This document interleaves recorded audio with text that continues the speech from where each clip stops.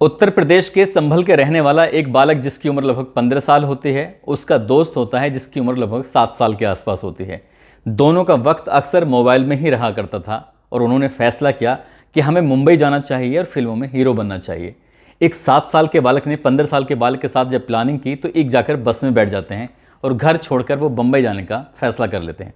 उस बस ने उनको उतार दिया अलीगढ़ में और अलीगढ़ में जाकर वो रेलवे स्टेशन पर जाते हैं और एक ट्रेन का इंतज़ार कर रहे थे ताकि इस ट्रेन में बैठ जाएं, जबकि वो नहीं जानते थे ये ट्रेन कहाँ से आ रही है और कहाँ जा रही है। क्योंकि दोनों छोटे बच्चे थे इसलिए किसी ने ना टीटी ना पुलिस ने उन्हें रोकने टोकने की ज़रूरत महसूस की। अब ट्रेन आती है। ट्रेन जैसे ही स्टेशन पर आकर रुकती है तो बहुत सारे यात्री उस ट्रेन से निकल कर अपने अपनी मंजिल की तरफ जा रहे थे। कोई ट्रेन में बैठ रहा है तो कोई ट्रेन से उतर रहा है और इसी बीच में ट्रेन चल पड़ती है और जो 8 साल का बालक होता है या 7 साल का बालक होता है वो स्टेशन पर छूट जाता है और जो 15 साल का बच्चा होता है वो गाड़ी में आगे चला जाता है। गाड़ी दिल्ली की तरफ जा रही थी और जब दिल्ली की तरफ जा रही थी रास्ते में एक और स्टेशन पड़ता है। वो लड़का, क्योंकि जो 15 साल का है, वो अपने ही उस दोस्त को तलाश कर रहा था, वो उस गाड़ी में मिलता ही नहीं है। जैसे ही वो बालक वापस एक और ट्रेन से उसी स्टेशन पर पहुंचता है तब तक वो बालक गायब हो चुका था और इस बात को लेकर वो परेशान हो जाता है कि जो उसका दोस्त है वो गुम हो गया है। यदि वो अकेला घर वापस जाएगा तो ऐसा ना हो घर वाले उसे मारें पीटें, इसलिए वो एक और ट्रेन आती है और उस ट्रेन में बैठकर सीधा वहाँ से भाग जाता है। वो सीधा पहुँचता है जाकर यहाँ से हरियाणा के एक होटल में रहकर अपना जीवन यापन कर रहा था और बहुत ज़्यादा परेशान होता है। एक बार उस बालक को रोते हुए उस होटल पर एक खाना खाने वाला व्यक्ति देख लेता है तो वो पूछता है कि बेटा तुम कहाँ से आए हो, क्या है। तब वो अपनी परेशानी बताता है कि मैं ऐसे घर से भागा था लेकिन मेरा दोस्त गुम हो गया, इसलिए मैं अपने घर नहीं जाना चाहता, मेरे घर वाले मुझे बहुत पीटेंगे और उस बच्चे के घर वाले भी उसको पीटेंगे। तभी उसने कहा कि कोई बात नहीं है, एक बार अपने माँ बाप से बात कर लो, हो सकता है कि सब कुछ ठीक हो जाए।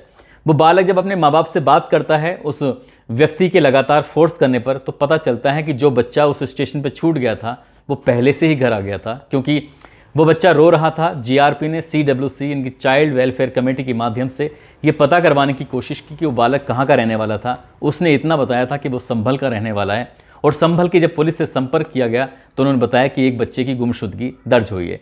वो बालक जो 8 साल का था वो पहले ही पहुँच चुका था और जो दूसरा बड़ा बालक था 15 साल का, वो लगभग 6 महीने तक अपने घर से बाहर रहता है, लेकिन आखिरकार वो भी अपने माँ बाप से मिल जाता है। इस कहानी में एक डर था जो माँ बाप का, जो उस बच्चे को वापस अपने घर लेके जाने को तैयार नहीं था। लेकिन आज की कहानी जो मैं आपको सुनाने जा रहा हूँ, इस कहानी में भी कुछ ऐसे ही होता है। एक लड़की थी जो गलती कर रही थी और वो इतनी बड़ी गलती नहीं कर रही थी जितना बड़ा उसने बाद में इतना गलत कर दिया। एक नहीं, उसने 2 कत्ल किए और जब इस 2 कत्ल के घटनाक्रम का खुलासा होता है, लोगों तक ये बात पहुंचती है, तो न केवल रिश्तों का कत्ल होता है बल्कि लोग सोचने पर मजबूर हो जाते हैं कि जो आज की जनरेशन है वो किस ओर जा रही है। आदाब, नमस्कार, सत श्री अकाल। मैं उस्मान सैफी। आज की जो सच्ची घटना मैं आपको सुनाने जा रहा हूँ, ये सच्ची घटना है उत्तर प्रदेश का एक ज़िला है इटावा और उसी का एक थाना लगता है बलरई और बलरई थाना क्षेत्र का एक गांव है बहादुरपुर गांव। दरअसल बात कर रहा हूँ 8 अक्टूबर 2023 की शाम लगभग 6:30 बजे के आसपास एक लड़की जिसकी उम्र लगभग 19 साल है, नाम उसका अंजलि होता है। अंजलि अभी अपनी माँ अपने बाप के साथ खेत पर गई थी। खेत से चारा लाती है और चारा लाने के बाद सीधा अपने घर आती है। माँ बाप अभी पीछे आ रहे हैं और जैसे वो घर आती है आकर अपना चारा रखती है, बच्चों को आवाज़ देती है। घर में 2 छोटी बहनें हैं, एक का नाम सुरभि होता है, दूसरे का नाम रोशनी होता है। सुरभि की उम्र अभी 4 साल के आसपास है और रोशनी की उम्र लगभग 7 साल के आसपास है। कई बार आवाज़ लगाने के बाद भी जब कोई आहट नहीं आती, कोई आवाज़ नहीं आती, वो घर से बाहर भी जाकर आवाज़ लगाती है लेकिन बाहर से भी कोई आवाज़ नहीं आती। तभी वो अपने घर के दरवाजे जो खुले हुए थे कमरों के, एक कमरे में जाती है तो बहन खून से लथपथ पड़ी हुई थी, मरी हुई थी। साथ ही पूरे घर के अंदर खून फैला हुआ है। वो हड़बड़ाई थी, बहुत ज़्यादा परेशान थी अंजलि। दूसरे कमरे में जाती है, दूसरी बहन को तलाश कर रही थी तो दूसरी बहन दूसरे कमरे में मरी हुई पड़ी है। ठीक वैसे ही खून से लथपथ, जगह जगह शरीर पर बड़े किसी धारदार हथियार से काटने का निशान थे। और जैसे ही वो अपनी दोनों बहनों को मरा हुआ देखती है तब अंजलि की हालत बहुत ज़्यादा ख़राब हो जाती है। अंजलि घर से बाहर निकलती है और ज़ोर ज़ोर से रोती है, चीखती है, चिल्लाती है और उसकी चीख पुकार सुनने के बाद आसपास के लोगों का जमघट लग जाता है। और जैसे ही आसपास के लोग मौके पर आते हैं, उस बच्ची से पूछते हैं कि बेटा हुआ क्या है, तुम इतना क्यों चीख रही हो, इतना क्यों चिल्ला रही हो? तो अंजलि कहती है कि घर की तरफ इशारा करती है। जब घर की तरफ इशारा करती है तो लोग जब घर के अंदर देखते हैं तो दो बेटियां हैं, जिसका एक का नाम सुरभि होता है, दूसरी रोशनी होती है। दोनों ही मरी हुई हालत में पड़ी होती हैं।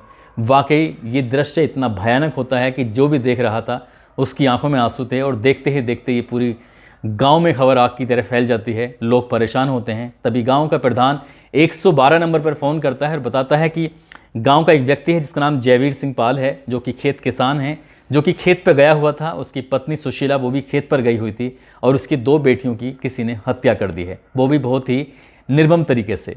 जो एसएचओ होते हैं अनिल मणि त्रिपाठी अपनी फोर्स के साथ मौके पर पहुंच जाते हैं, और देखते ही देखते ये पूरे ज़िले में वायरलेस फैल जाता है।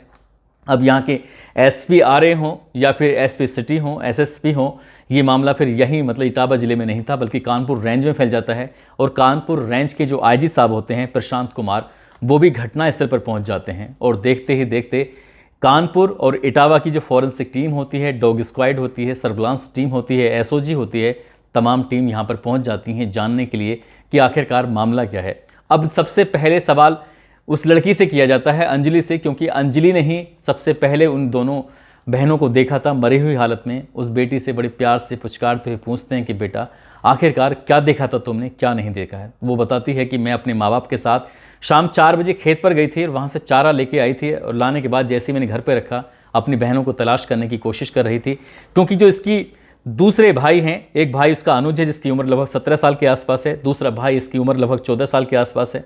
ये दोनों ही भाई गए हुए थे बकरी चराने के लिए, जबकि दो और भाई हैं, जिसमें एक नंद किशोर है जिसकी उम्र 12 साल है, दूसरा भाई है कन्हैया जिसकी उम्र लगभग 10 साल के आसपास है। वो गली में खेल रहे थे, दो भाई खेल रहे हैं, दो भाई बकरी चराने के लिए गए थे।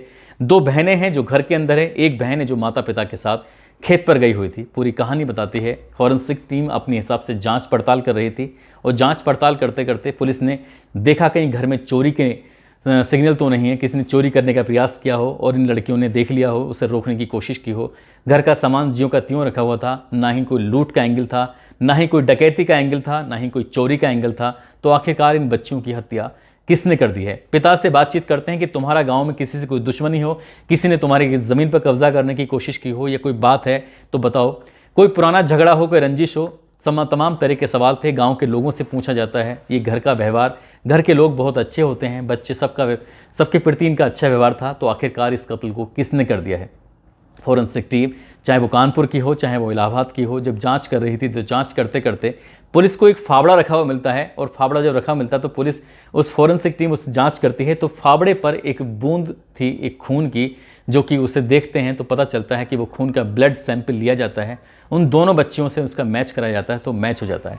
साथ ही पुलिस ने और थोड़ा बारीकी से जांच पड़ताल करने की कोशिश की। साथ ही उन दोनों लाशों को ले जाकर पोस्टमार्टम के लिए भेजा। पोस्टमार्टम की रिपोर्ट से पता चलता है कि इसी फावड़े से उसकी हत्या की गई थी, जिस फावड़े पर एक ब्लड का निशान था, एक बूंद खून मिला था। साथ ही पुलिस और थोड़ा बारीकी से और गहराई से जाने की कोशिश करती है। तो जो कपड़े उस लड़की ने उस दिन पहने हुए थे, उन्हीं कपड़ों पर एक बूंद ब्लड का निशान था, लेकिन वो कपड़े धूप में सूखने के लिए डाल दिए गए थे। जब पुलिस ने देखा कि कपड़े गीले हैं, वो सूखने के लिए डाले हुए हैं, लड़की से पूछा कि तुमने ये कपड़े कब सुखाए थे, कब डाले थे, कब धोए थे? तब उस सवालों के जवाब में थोड़ा हिचकिचाने लगी। पुलिस को लगा कि यहीं से कुछ ना कुछ मामला है, क्योंकि सबसे पहले देखने वाली वही लड़की होती है। अब पुलिस ने उस लड़की से अपने तरीके से पूछताछ की है, जब सख्ती से मामला लिया, क्योंकि इस घर में ना कोई आया था, ना कोई गया था, ना किसी ने देखा है किसी को, बस एक ही लड़की थी अंजलि, जिसकी उम्र लगभग 19 साल के आसपास होती है। वो पुलिस के सवालों के सामने ज़्यादा देर टिक नहीं पाती, और जब वो घटनाक्रम का खुलासा करती है तो वाकई बहुत ज़्यादा तकलीफ़ होती है। लोगों को बड़ा आश्चर्य हो रहा था कि आखिरकार ऐसा कैसे हो सकता है। दरअसल पड़ोसी गांव है जिसका गांव का नाम कोकावली है, न कोकावली नहीं, जिसका गांव का नाम है खाकाबाग। वहां का रहने वाला है एक लड़का अमन कुमार, और उसके पिता का नाम है रामा अनुज। और इस लड़के का, अमन कुमार का, इस अंजलि के साथ अफेयर चल रहा था। ये दोनों एक दूसरे से बेइंतहा प्यार करते हैं। साथ ही दोनों एक दूसरे से फ़ोन पर बहुत सारी बातें किया करते थे।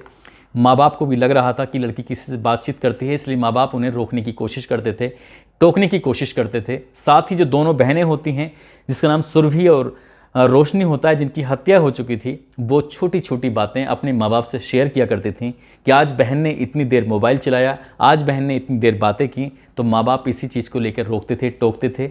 लेकिन एक दिन उन दोनों बहनों ने कुछ ऐसा देखा तो शायद उसे देखना नहीं चाहिए था। दरअसल अंजलि और साथ ही जो उसका प्रेमी होता है अमन कुमार, ये दोनों आपत्तिजनक स्थिति में होते हैं। दरवाज़ा बंद होता है और जब दरवाज़ा बंद था तो इसी बीच में जो छोटी बहन होती है सुरभि, वो दरवाजे से झांक कर देखने की कोशिश कर रही थी तो उसकी बहन बिल्कुल नग्न अवस्था में थी। साथ ही वो लड़का जो होता है वो भी नग्न अवस्था में होता है। जब आपत्तिजनक स्थिति में होती है तभी सुरभि अपनी बड़ी बहन जिसकी उम्र 7 साल होती है उसे बुलाकर लाती है, आकर बताती है कि देखो अंजलि बहन क्या कर रही है। और दोनों बहनें वो आराम से इत्मीनान से अपनी ही बड़ी बहन को देख रहे थे, जैसे जैसे वो कर रही थी वैसे ही।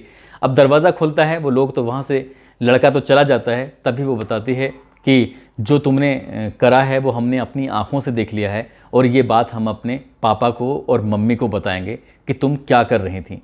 ये बात सुनने के बाद अंजलि बहुत ज़्यादा परेशान हो जाती है। उसे लगने लगता है कि यदि माँ और बाप दोनों को पता चल जाएगा तो उसे बहुत मारेंगे, पीटेंगे और उसकी बहुत ज़्यादा हालत ख़राब कर देंगे।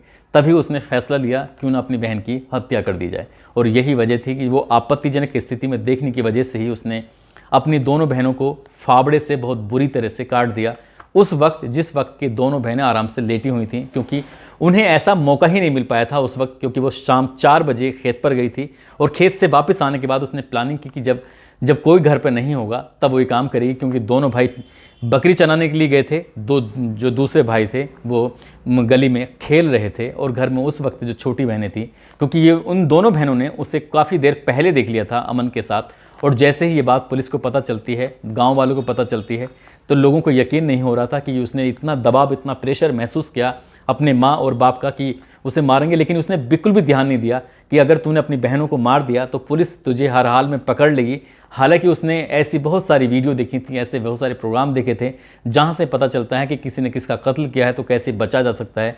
लेकिन कहते हैं कि कातिल चाहे कितना भी शातिर क्यों ना हो, कातिल कत्ल करके कभी बच नहीं सकता, क्योंकि कोई ना कोई वो सबूत जरूर छोड़ देता है। इस कहानी में भी होता है कि लड़की ने जो कपड़े पहने हुए थे उस पर उसके खून के धब्बे लग जाते हैं। उसने जल्दी जल्दी उन कपड़ों को धोया जरूर था, लेकिन कहीं ना कहीं ब्लड के थोड़े बहुत निशान थे जो कपड़े पर रह गए थे। साथ ही उसके जो फावड़ा था जिससे काटा गया था उसके बेंटे पर भी खून के निशान थे। और यही नहीं, जो कपड़े रात में सूख रहे थे, पुलिस ने बस इसी बात को लेकर सवाल पूछा और घर वालों ने बताया कि ये कपड़े तो तुमने आज शाम को पहन रखे थे जो खेत पर तुम गई थी। बस वहीं से उसका बहुत सारा खुलासा हो जाता है, बहुत सारी बातें पता चल जाती हैं और ये पता चल जाता है कि एक पड़ोसी गांव के लड़के के साथ उसका शारीरिक संबंध है जो उसकी छोटी बहनों ने देख लिए थे।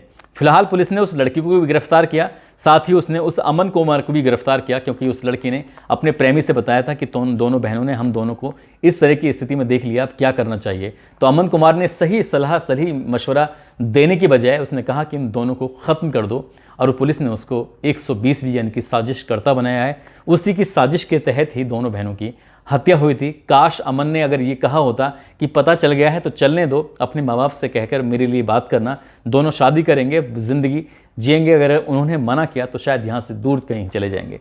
काश वो ये फैसला लेते यहाँ से दूर जाने का, साथ रहने का, तो 2 लड़कियों की ज़िंदगी कभी ख़त्म नहीं होती, कभी उमरती नहीं। माँ और बाप का पूरे परिवार का रो रो कर बुरा हाल हो गया है। वो कह रहे थे काश बेटी ने बताया होता तो शायद इस गलती को हम माफ़ कर देते, लेकिन जो उसने दोनों बहनों के साथ किया है इस गलती को हम कभी माफ़ नहीं कर सकते।